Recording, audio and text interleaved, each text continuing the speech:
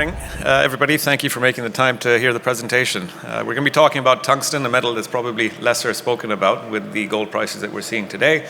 But I will tell you that tungsten is up to its all-time highs at $1,325 per ton. So it is continually climbing and is up about 500% in the last year. With American Tungsten, our intention is to restart the historic IMA mine in Idaho. It was a past producer up until 1959. It was the fourth largest producer of tungsten up until 1959.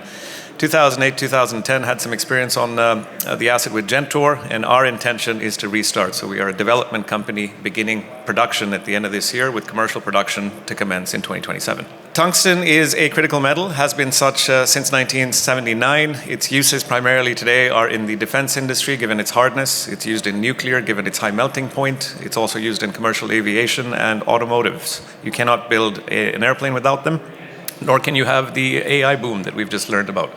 It is used in microchips as well.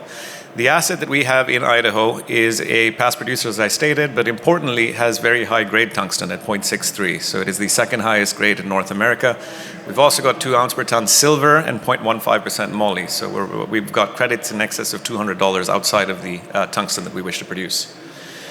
Given its criticality, we have been working with the US government on either grants, funds, or even debt packages. We have now secured an EXIM loan package to the amount of $25.5 million US as well. Tungsten, like everything else that's critical, China does drive that market. 85% of it comes from China. 3 years ago, the Chinese government seized or restricted all exports of tungsten to non-friendly allies, and that's a result of that's why the price has risen as quickly as it has. The demand for tungsten continues to rise globally. We've seen that shown evidently with the geopolitical issues that we're facing around the world and its uses in defense. We expect that trend to continue.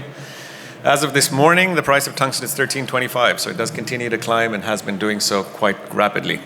In terms of NATO, with their 5% GDP requirement for defense, as well as emerging markets starting to grow their defense capabilities and their own infrastructure, we can expect that trend to continue.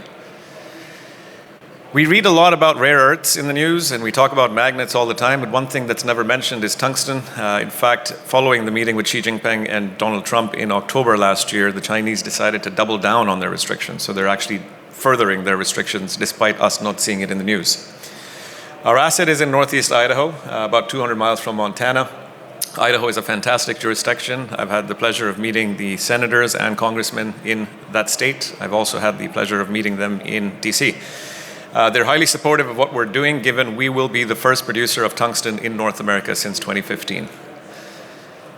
We sit in a resource-rich area of Idaho. It's the moly porphyry belt system that exists there. We've got some neighbors, including Centerra and Integra. Our intent, of course, is to come online before year-end, and we've had nothing but government support thus far. With respect to the asset, a lot of work's been done on it historically, as you can see here. So it is a brownfield project that we are restarting production on. It's had over 100 years of work done on it. About $440 million spent US in today's terms on the asset. 15 miles of underground workings. We also own a significant land package in the valley, which is where we intend to put our mill to produce our concentrate.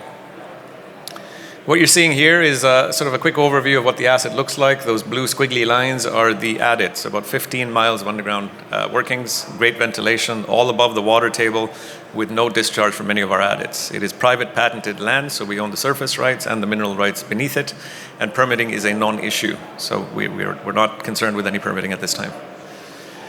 The asset has two portions. The north side of the valley is where the majority of the drilling was done historically, about 56,000 of the 57,000 feet.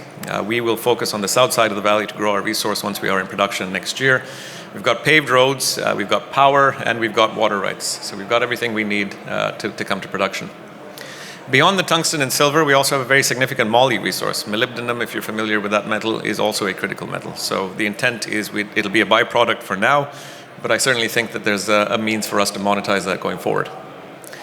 Some of the historical sampling shown here on this slide. Important to note that we re-assayed these findings back in December, and we found grades of about 2 ounce per ton, in excess of 2 ounce per ton silver, and the grades of tungsten are significantly higher as well, and we believe that's a result of the new assaying techniques. That's the vein system that we're looking to restart. And in terms of Idaho, again, very favorable jurisdiction. I will say that the infrastructure is fantastic, and we've got the lowest cost power in the United States at 9 cents per kilowatt hour. That'll certainly help us with our profitability going forward. We've been an extremely busy bunch. In June last year, we put out our resource study. We then closed $7 million in a non-brokered private placement. We did some sweeping changes across the leadership and management team. We signed an LOI with GTP, the largest off-taker of tungsten in the world. We then closed an $18 million life offering.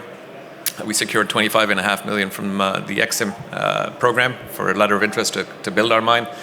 And we've now since drilled about 5,000 feet on the project with an 18,000 foot plan to be completed by the end of February. So we will expect an updated resource in March. We're also uplisting the TSX in February, I should mention that. Our feasibility and PEA will be out in April, and we will have first product sale before year end with commercial production next year. We've secured a very significant talent pool to ensure that we are able to deliver upon this promise of being the first mover or first producer in North America. I will also add that we have pivoted from our DSO model, which was our initial plan, to now build a mill on site, processing 500 tons per day, amounting to about 1,825 tons of tungsten per annum, which equates to 8% of US tungsten demand coming out of this one small $25 million capex mine. We'll also be producing 10% of the molybdenum requirement in the United States and about 350,000 ounces of silver each year. In terms of what you can expect from us beyond the uplist in February and then onto the PEA and sort of construction in July, we're also looking to uplist on a US platform, so either the NYSE American or the NASDAQ in May. Some of the operational highlights there, and I'd urge you, given I only have 10 minutes, to take a look at our website and perhaps take a look at the presentation there. But I'd like to touch very quickly on our board and management team. I think it's something that we're extremely proud about. We've got a fully independent board of directors. We've got true mine builders in every sense of the word, including Jim Whitaker, who built Escondida, one of the largest copper projects in the world. We've got Carolyn Loader, who's an Idaho National Mining Hall of Fame receiver. And then Dennis Logan, who was at Almonte. If you're familiar with tungsten at all, that is the most valuable tungsten company by market cap today. We've got a very seasoned team that has had experience building tungsten projects. In fact, Finlay Baker was at Cantong up until they ceased production in 2015. So we've got some very specific industry experts. Our cap table today, about 48 million shares out, so very tightly held. We've got 15% in institutions, and we are hoping to grow that number.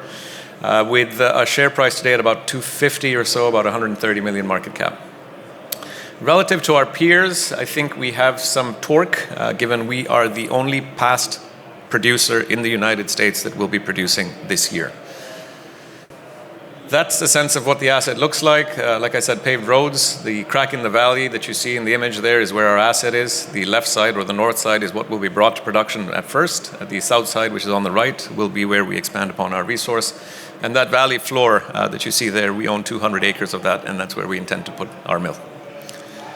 Some of the work done by the team, just important to note, when we went down there in June, the pre-rehab, it shows you what the adits looked like prior to us going in and rehabilitating. The image on the bottom right essentially shows you what we've done in order to ensure that we have the infrastructure in place to bring this asset to production. A couple more images there, and that concludes my presentation. Thank you.